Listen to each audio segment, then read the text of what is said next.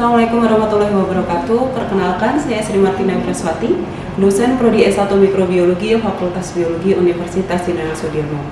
Video ini merupakan video pernyataan diri dosen dalam unjuk kerja Tridharma Perguruan Tinggi, khususnya dalam bidang pengajaran.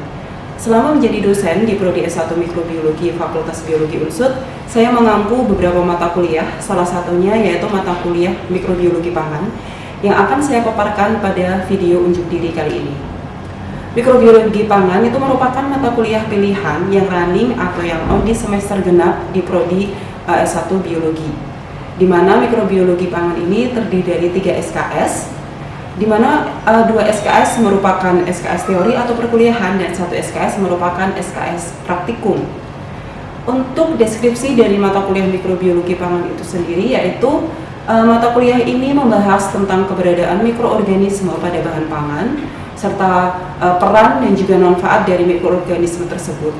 Pada mata kuliah ini nantinya juga akan diberikan atau dibahas terkait dengan faktor-faktor yang berpengaruh terhadap pertumbuhan mikroorganisme di bahan pangan, dan juga terkait standar serta aturan yang berkaitan dengan keamanan pangan, dan juga membahas terkait tentang metode dan juga cara untuk memenuhi standar dan aturan terkait keamanan pangan tersebut. Mata kuliah mikrobiologi pangan itu terdiri atau dibebani dengan 5 capaian pembelajaran lulusan, yang terdiri capaian pembelajaran lulusan berupa sikap, pengetahuan, keterampilan umum, dan juga keterampilan khusus.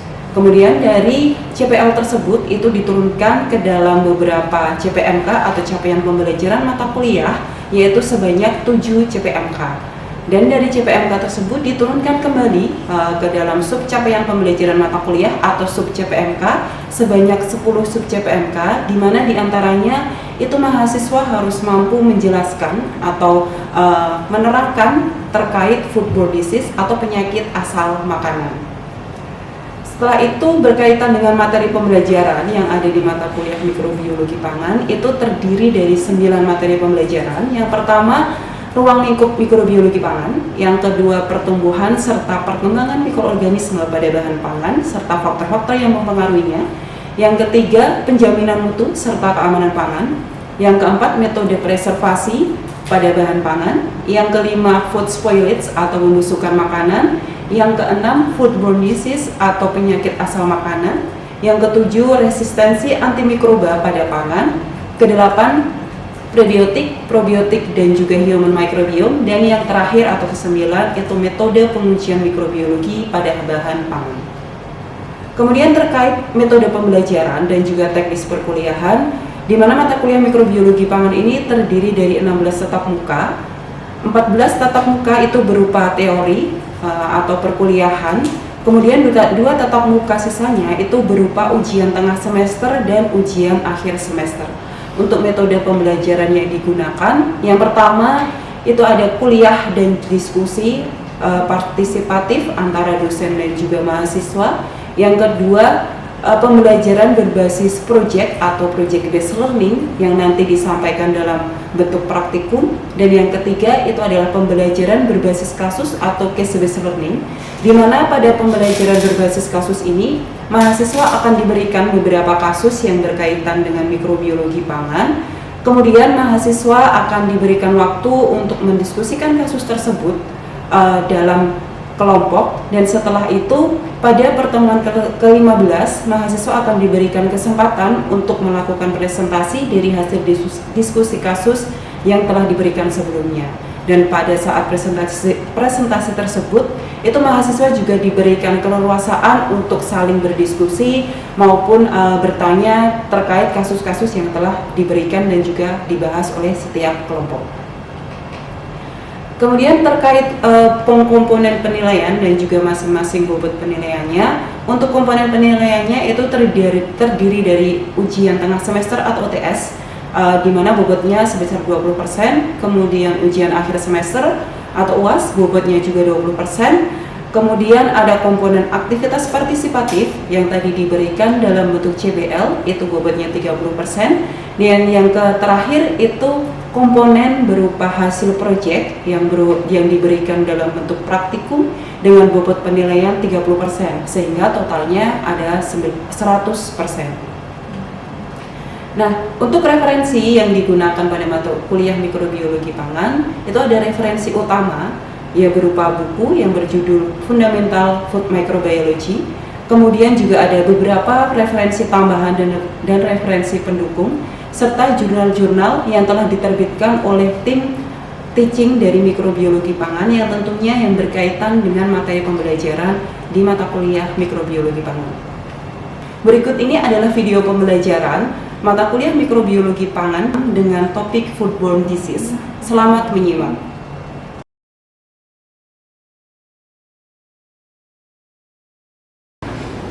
Oke, baik. Assalamualaikum warahmatullahi wabarakatuh. Waalaikumsalam warahmatullahi wabarakatuh. Oke, selamat siang teman-teman semua. Gimana kabarnya? Alhamdulillah.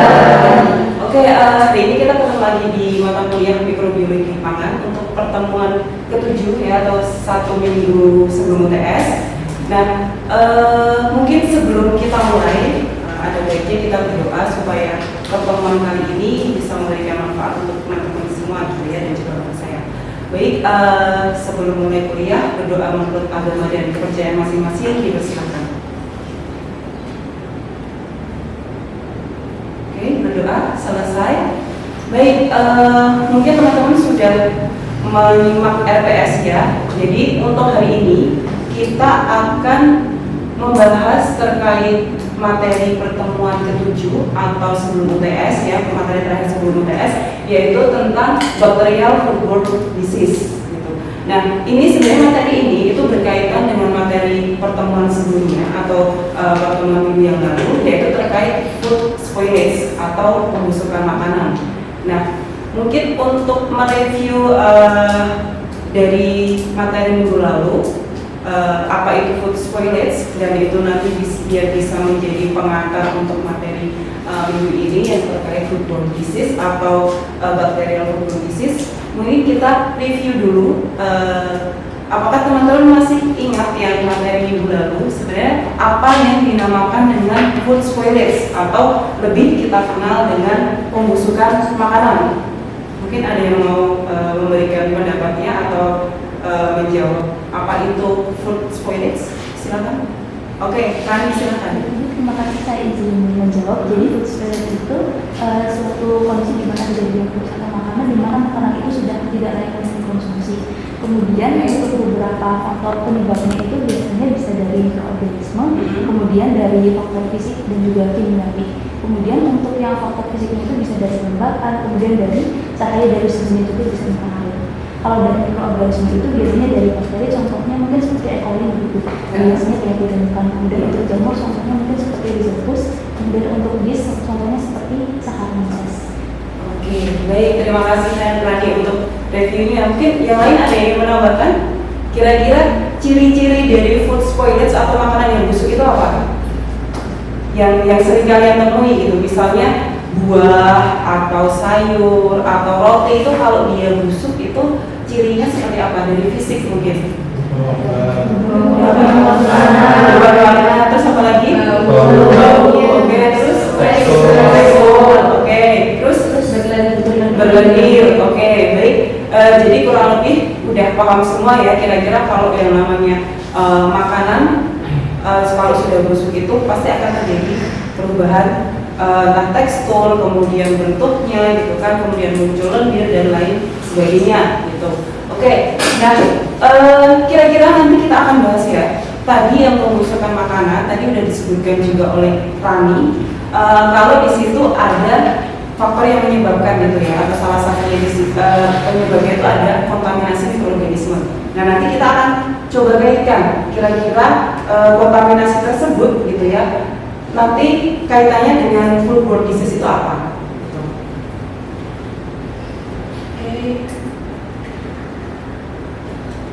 Baik. Nah, di sini ya sebelum kita bahas lebih lanjut sebenarnya foodborne disease itu apa, kita akan lihat dulu. Mungkin teman-teman sempat menyimak beberapa kasus ya atau info di media sosial ataupun di di koran gitu ya, atau kanal-kanal berita yang secara online, bahwa yang namanya keracunan makanan itu seringkali terjadi gitu kan. Bahkan dalam 1 tahun itu ada ratusan bahkan ribuan kasus keracunan makanan gitu. Nah, ini saya coba rangkum beberapa kasus keracunan makanan. Ini hanya yang ada di Indonesia gitu ya. Itu banyak sekali kasus-kasus keracunan makanan dari berbagai wilayah yang ada di Indonesia gitu. Nah, kasus-kasus itu contohnya ada yang berasal dari misalnya makanan dari hajatan gitu kan, kemudian jajanan anak SD kayak gitu. Terus ada juga kasus keracunan makanan yang dia dari jajanan-jajanan atau makanan-makanan tenda di pinggir jalan gitu.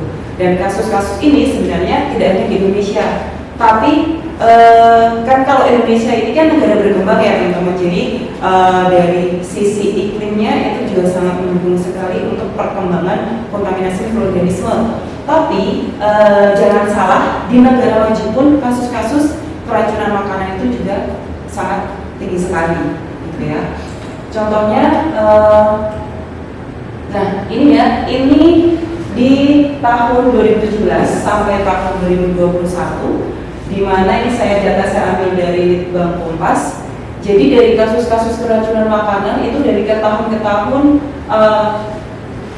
fluktuatif sekali gitu ya. Nah, kalau teman-teman perhatikan di sini ada kasus-kasus yang sampai memakan korban gitu ya. Yang tertinggi itu di tahun 2021 di mana sampai ada 10 korban dari kasus keracunan makanan tersebut gitu. Ini hanya di Indonesia ya, teman-teman. Nah, terus bagaimana kalau secara global? Nah, di sini secara global kasus keracunan makanan itu juga sangat tinggi sekali ya. Ini WHO yang merupakan salah satu organisasi kesehatan dunia, itu mereka sudah merangkum atau setiap tahun itu mereka selalu melakukan pendataan gitu ya, atau merangkum kasus-kasus keracunan makanan di seluruh dunia. Jadi tidak hanya di negara-negara berkembang atau negara-negara yang mungkin masih negara miskin gitu ya, tapi di negara maju pun ternyata kasus-kasus keracunan makanan itu cukup tinggi. Dan ini menjadi salah satu concern dari WHO, di mana WHO itu setiap tahun melakukan pemantauan, kemudian setiap 5 tahun itu mereka melakukan rilis data terkait kasus-kasus keracunan makanan. Nah, ini nanti yang akan kita bahas lebih detail gitu ya. Nah, mungkin sebelum kita masuk terkait apa itu foodborne disease, apa itu keracunan makanan gitu ya. Menurut kalian, kira-kira kenapa kok kasus-kasus keracunan makanan ini setiap tahun itu terus berulang gitu ya? Padahal kita tahu ya, kalau yang namanya kalian makan itu sebenarnya mau apa? Kalian makan tujuannya apa? Sehat gitu ya, terus memperoleh energi gitu kan, biar bisa ikut kuliah, biar bisa ikut praktikum gitu kan. Nah, tapi ternyata kita itu juga dihantui dengan ini resiko keracunan makanan gitu ya, yang tiap tahun itu ternyata kasusnya itu tinggi sekali. Nah, kira-kira kenapa kok kita bicara di Indonesia saja lah, kira-kira kenapa kok di Indonesia ini kasus keracunan makanan itu bisa relatif sangat tinggi, bahkan tadi bisa memakan korban jiwa. Mungkin ada yang mau sharing pendapatnya mungkin gitu. Siapa? Herina mungkin? Oke, silakan. Mungkin karena dari segi sanitasi dan higienitas yang dari penjual maupun dari pembeli, lalu dari proses produksi hingga pengiriman dan penyimpanannya mungkin yang kurang baik sehingga menjadi potensi untuk pertumbuhan bakteri-bakteri pathogen. Oke, baik. Terima kasih Herina. Nah, itu tadi ya, kurang lebih seperti itu. Jadi kalau di Indonesia sendiri pasti teman-teman tahu lah ya, kalau di luar negeri misalnya kayak di Korea, di Jepang itu mereka yang namanya pedagang kaki lima aja itu higienitasnya cukup dijaga ya. Tapi kalau di sini kalian kalau beli makanan di pinggir jalan, kira-kira pedagangnya pakai sarung tangan gitu kan? Enggak ya. Nah, itu sebenarnya salah satu faktor, tapi masih banyak faktor lainnya juga gitu. Jadi memang faktor utamanya itu ya higienitas tadi gitu ya. Baik, kita masuk ke foodborne disease itu sendiri ya.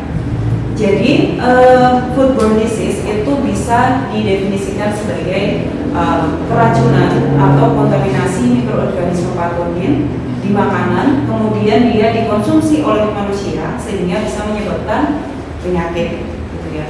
Kemudian di sini sebenarnya ada beberapa definisi ya. Yang pertama itu karena konsumsi air ataupun makanan yang dia terkontaminasi oleh mikroorganisme patogen, di mana mikroorganisme patogen tersebut itu dia masih viable atau masih dalam kondisi hidup, sehingga dia ketika masuk ke tubuh kita dia bisa berkembang kemudian menimbulkan penyakit. Nah, untuk pertemuan hari ini itu kita akan fokus ke bacterial foodborne disease. Jadi kita akan belajar kira-kira bakteri-bakteri patogen yang bisa menyebabkan keracunan makanan itu apa saja, gitu ya. Nah, pertama kita lihat dulu sebenarnya tipe-tipe foodborne disease itu ada apa saja. Nah, itu secara garis besar itu ada 3. Yang pertama yang dinamakan dengan intoxication atau poisoning. Nah, ini memang literally keracunan, gitu ya. Kenapa? Karena yang namanya intoxication atau poisoning ini yang menyebabkan munculnya penyakit ketika makanan itu kita konsumsi, karena di makanan itu mengandung toksin yang dihasilkan oleh mikroorganisme atau mikroba patogen. Karena hari ini kita bahas bakteri, berarti yang dihasilkan oleh bakteri patogen. Oke, nah ini tipe yang kedua. Ya, tipe yang kedua itu yang namanya infection. Nah, di sini bedanya kalau yang intoxication itu yang terlihat di makanan adalah toksinnya. Kalau yang infection ini itu memang bakterinya, bakteri patogen itu dia mengkontaminasi makanan dan masih hidup atau masih aktif di makanan tersebut. Nah, setelah itu tertelan ya oleh manusia atau yang mengkonsumsi, dia akan berkembang di saluran cerna. Kemudian dia akan istilahnya berkembang di saluran cerna dan dia akan mengkolonisasi saluran cerna atau usus kita. Dan di situ nanti dia mulai menyebabkan penyakit di orang yang memakan makanan terkontaminasi tersebut. Gitu. Nah, ini contohnya mungkin teman-teman sudah tidak asing yang namanya E. coli ya. Jadi E. coli itu salah satu jenis bakteri patogen yang seringkali mengkontaminasi makanan. Oke, berikutnya yang ketiga itu toxico infection. Nah, kalau yang toxico infection ini merupakan penggabungan atau mix dari yang pertama tadi toxication dan juga infection. Nah, di sini bedanya apa? Jadi untuk toxico infection itu bakterinya dia mengkontaminasi makanan itu masih dalam kondisi viable atau aktif.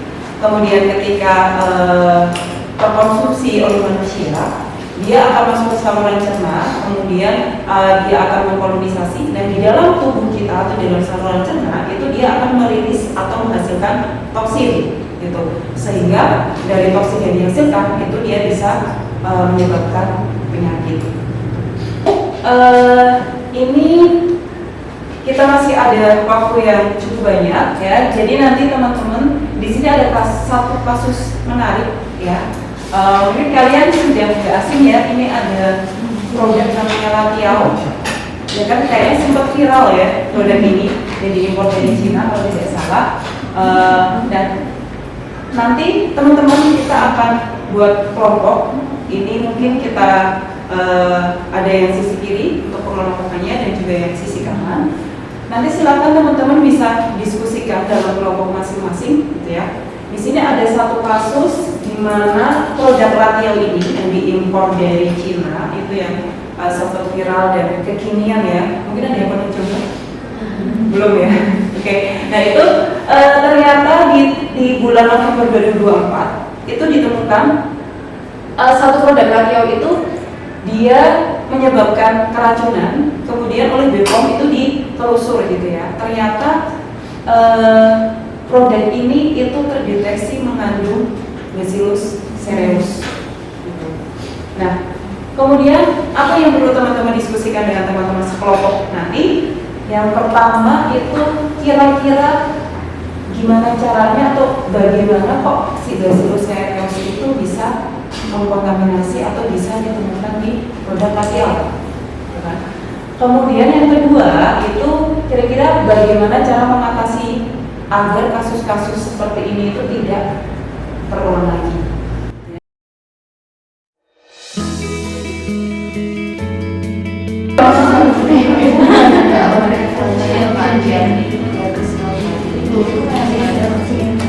Dan pasti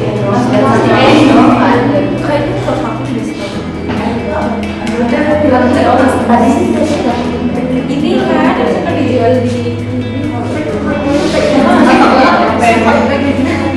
iya pokoknya suka di itu masih serem